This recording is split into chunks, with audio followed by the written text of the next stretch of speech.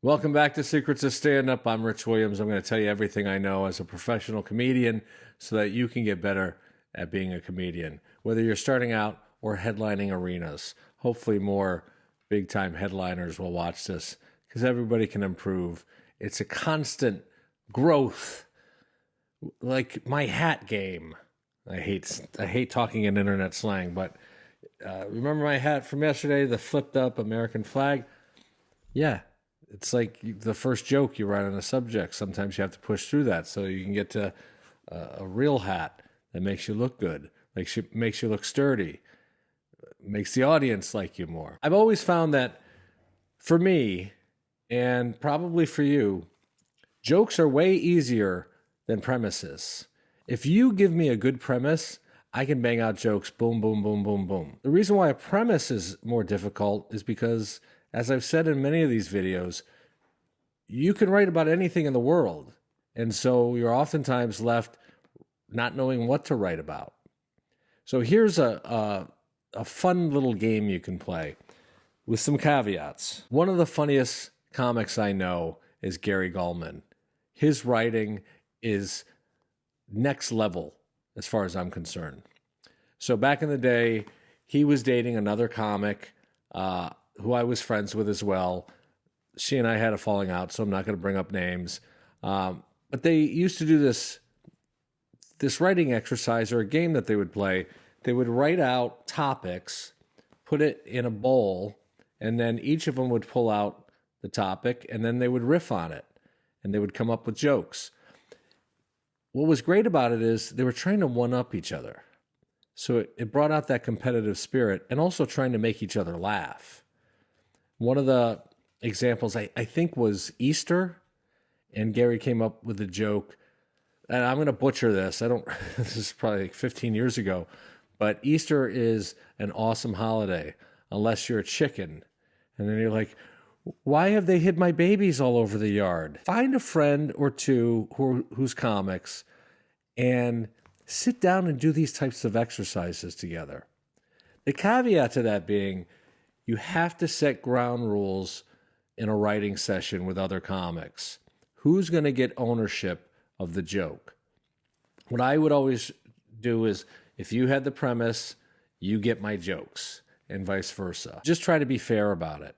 And before you leave that writing session, make sure that everybody is on the same page about who gets what bit.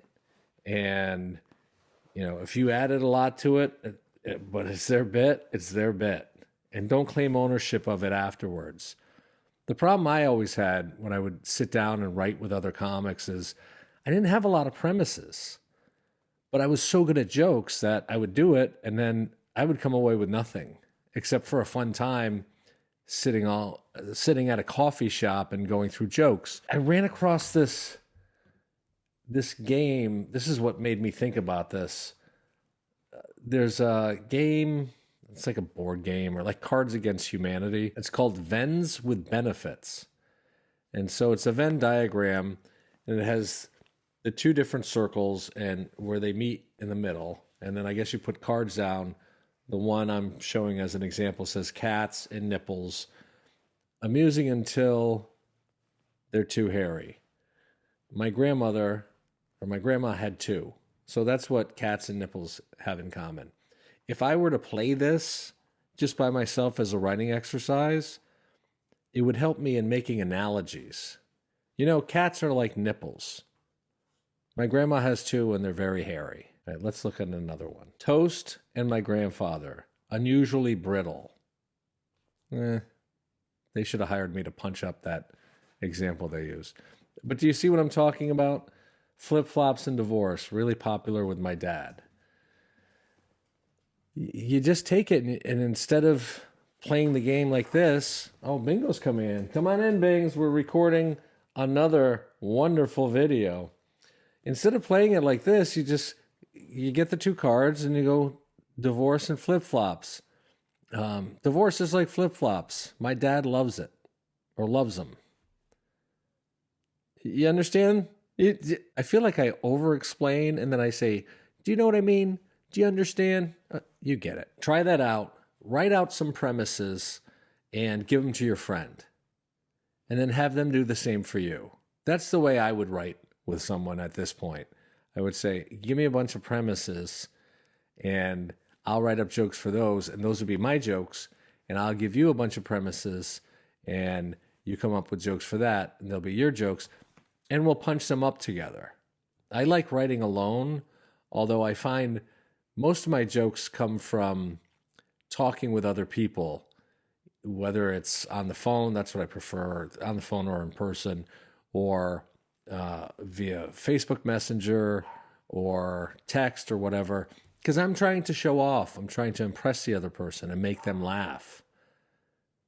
That's how my mind operates, because I want people to like me, and I want the gold star at the end of it. I want a trophy. Figure out a way that you can do this either by yourself or with someone else. The Venn diagram for sex.